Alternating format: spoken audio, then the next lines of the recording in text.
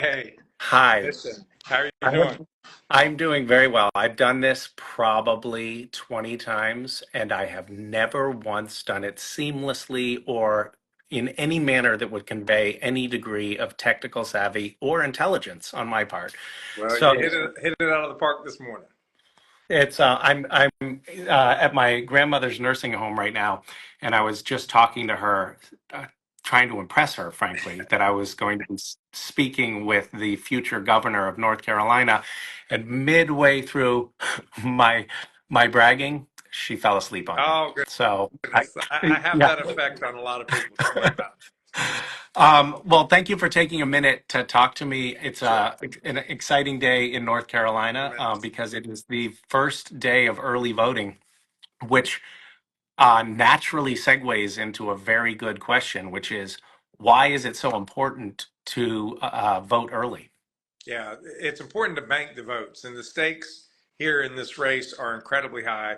My race, but races up and down the ballot. I mean, everything in North Carolina is always close. Everything goes down to the wire, and issues like the quality of our schools and whether we pay our teachers, whether the economy works for everybody or just some people, whether our democracy remains open to all voters or just the ones they want to participate, whether our personal freedoms like women's right to choose are respected. And all of these issues are on the line.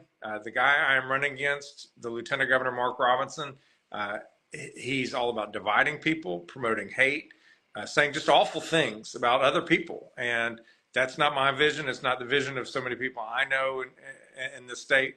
We want to be an open, welcoming state that works for everybody. Yeah, it's almost ghoulish, some of the things. I mean, Mark Robinson, your opponent, has made national news of late because it's almost ghoulish, the things that he has said, Right. both publicly and privately. You mentioned education. He has said that we shouldn't be teaching science in public schools. He wrote that in You his mentioned memoir. yeah, you probably don't want to put that in No, print, folks. no. Like, just note to self: don't ever publicly say "don't teach science." He has said that he wants to go back to an America where women couldn't vote. He has said that he is against abortion, even in cases of rape or incest. He is, he's of course, then there's the really dark stuff where he's referred to himself as a black Nazi. And I want to point out to people who are watching this maybe who aren't in North Carolina, but Donald Trump has been very closely aligned with Mark Robinson and has said that he is Martin Luther King Jr. on steroids and a very good person, and has he's called him the Braveheart of our times, which I think is a really lovely and poetic turn of phrase. Um, but I think it's actually really relevant to notice, like, these guys are aligned in their values of real extremism and divisiveness, and when folks go to the polls in North Carolina, it's about voting for the people who are going to represent your values. And Josh Stein, I think for almost everybody who's going to be listening to my stream, you are that person. You've been working to as Attorney General in North Carolina, and in that capacity, you went after um, getting retributions for folks in the opioid crisis, and you made it so there was no longer a backlog in rape kits, and you've been fighting for the things that really matter in individuals' lives and making people's lives better rather than just being divisive. I'm sorry, I should let you talk. That's why. Why am I talking so much? Well, because I Um, liked what you were saying. It was all very nice.